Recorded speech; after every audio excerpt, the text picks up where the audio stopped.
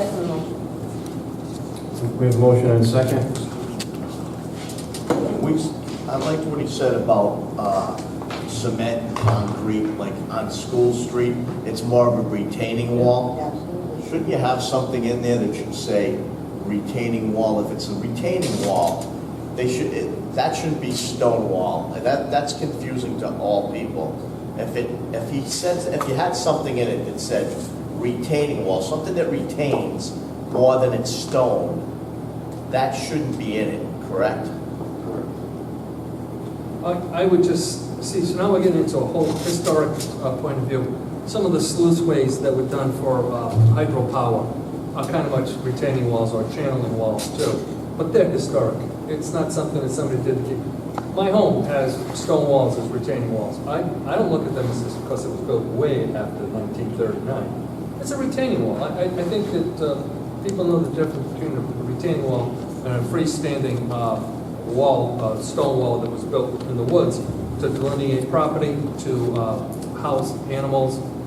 There's a big difference. And and I won't even get into the historic sluiceways and all those type of things that are going on in town. Those are kind of retaining walls and channeling walls, but. Okay, we have a motion and a second. Is there any further discussion? Anyone else have anything else?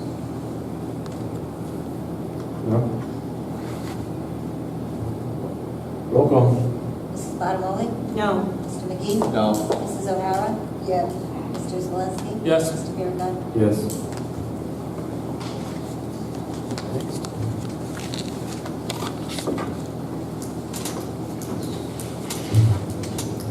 Moving on, number 6, zoning ordinance amendment, section 5.5, dimensional regulation, accessory dwellings. Any answer?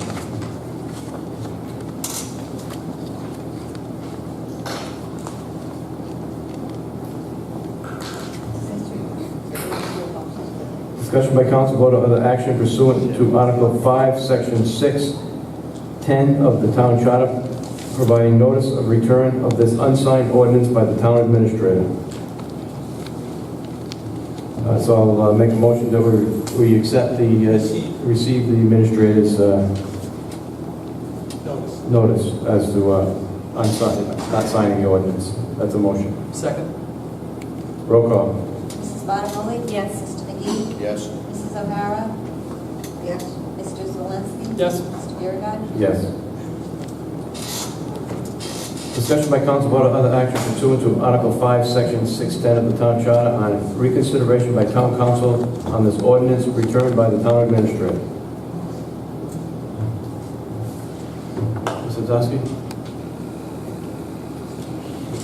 Similarly, as I've stated, I won't recap everything. But the core of my comment here is that I believe this ordinance is a solution in search of a problem, which will forever burden property owners of all types with additional regulatory obligations. It is also the kind of regulation that, if it had existed in the past, would have precluded construction of some historic barns, carriage sheds, and carriage sheds in which we find great value today. It undoubtedly will create hundreds of new non-compliant pre-existing conditions in our historic villages. Councilor O'Hara, the garages in your neighborhood, if they're not non-conforming already, they will be now. Every one. But I'll tell you, they've been alone because there's very few houses that do not have one, and they cannot get one before they go to the zoning, and this has been going on for quite a few years. Undoubtedly, it will create hundreds of new non-compliant pre-existing conditions in our historic villages.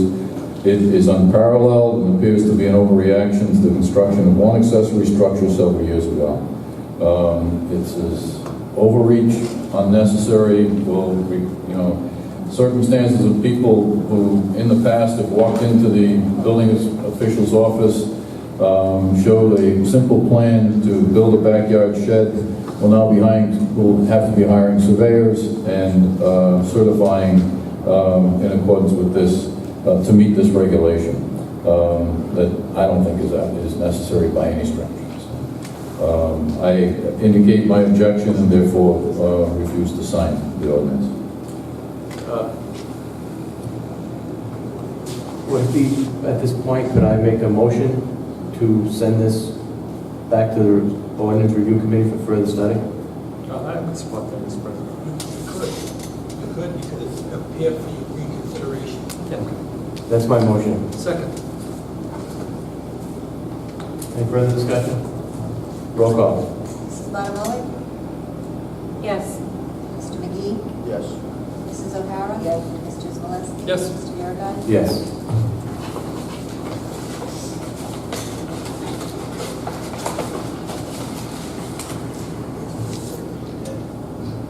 Discussion by council, vote or other action on the consent agenda. All items listed in this section are considered in one motion.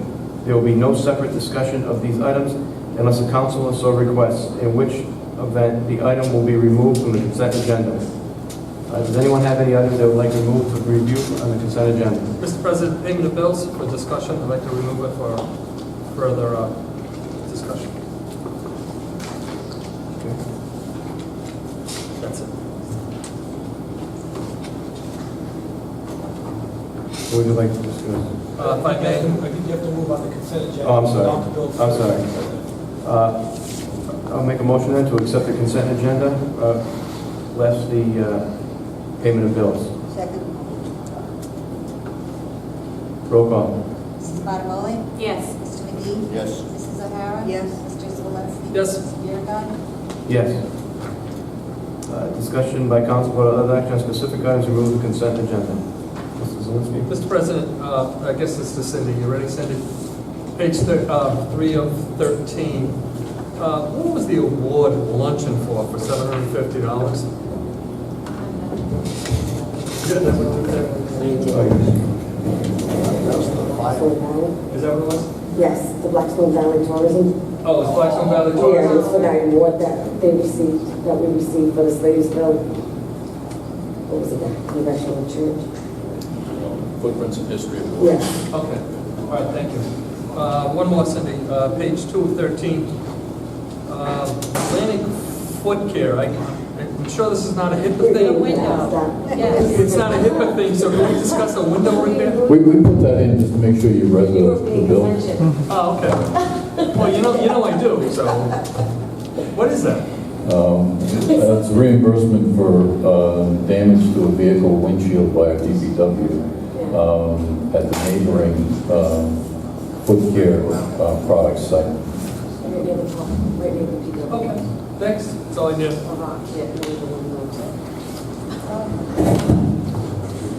Rock just broke, no one did. Okay. Feet are okay. Okay, I'll entertain a motion to accept the payment of bills. So moved, Mr. President.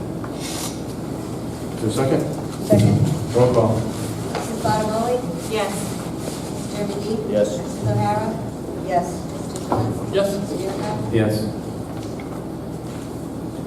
Old business, discussion by council, vote or other action on update by the Municipal Building Review Task Force. Mr. Vadney.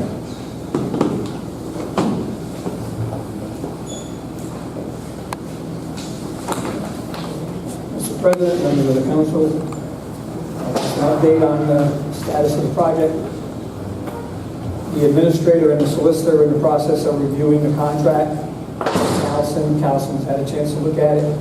Calson has provided us letters of insurance and bonding, right, Mr. Zelinski? Yes. So we're on track. Hopefully, at the end of the week, we'll get a contract signed on this project and get it started. Everything is lined up, ready to go. And the other item is with the police station at the annex.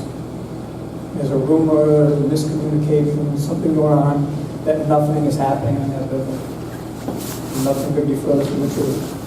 It is still our intention to spend at least $900,000, potentially $1.4 million or more, to do the rehabilitation of the building.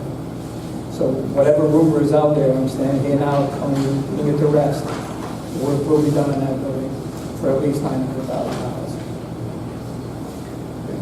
Anybody have any questions on that? Anybody on the council? Well, help me, my memory. The last meeting we had, did we discuss, by the time renovations were done, we might have 750 to 830,000 left over for, If everything goes perfect, you could have almost $2 million to spend in the annex. Okay. between the owner's contingency, the under budget bid that we got, and the existing funds that are there. That's why I say it could potentially be 1.4 million or more than that, depending on how this, but I mean, we're anticipating no change order, but I'm not, if I knew where that was going, I wouldn't be standing here. Thank you. Thank you.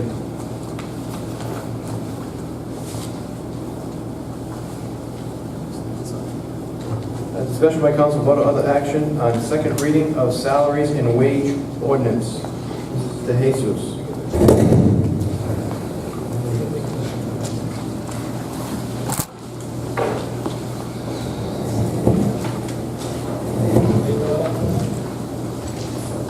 If you recall, Mr. President, I might have explained that at the first hearing of this ordinance, I indicated that there was need to modify the second to the last paragraph, and that we would present it, and that is what you have this evening.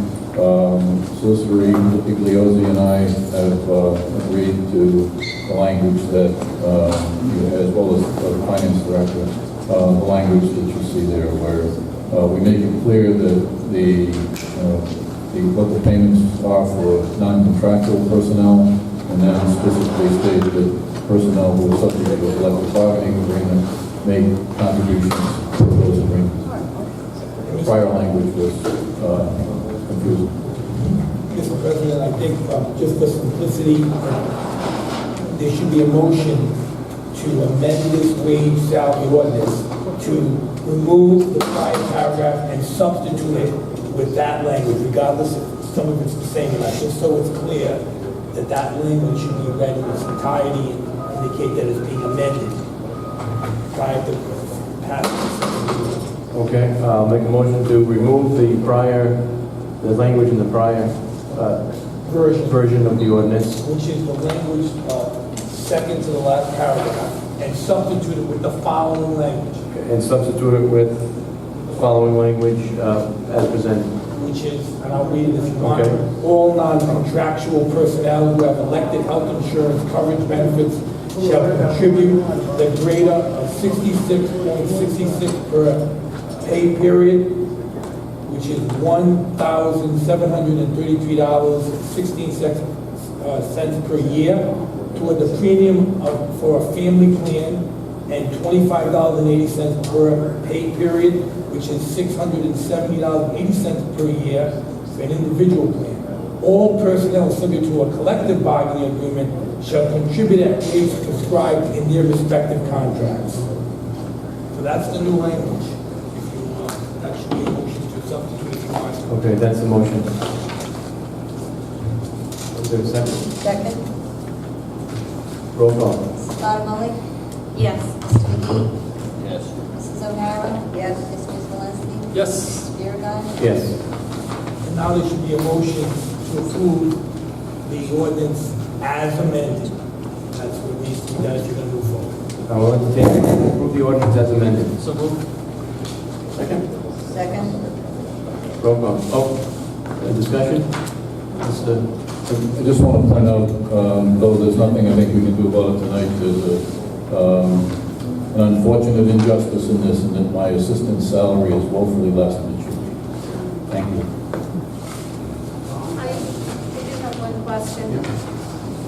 At what point did we put a deputy director to the EMA when in the charter, the EMA is a volunteer committee?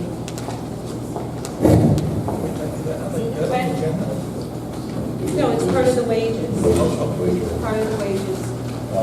What year, when did that come about? I can't answer that. It's been in effect for several years, best I know. Our EMA director is paid, as well as the deputy. I just didn't know when the deputy came on board. I have no idea. We can get that answer for you. Thank you. Does anyone else have any further questions on this?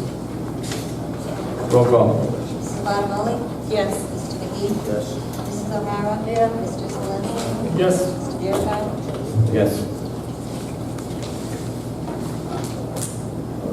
I'll entertain a motion to adjourn. So moved. All in favor? Second.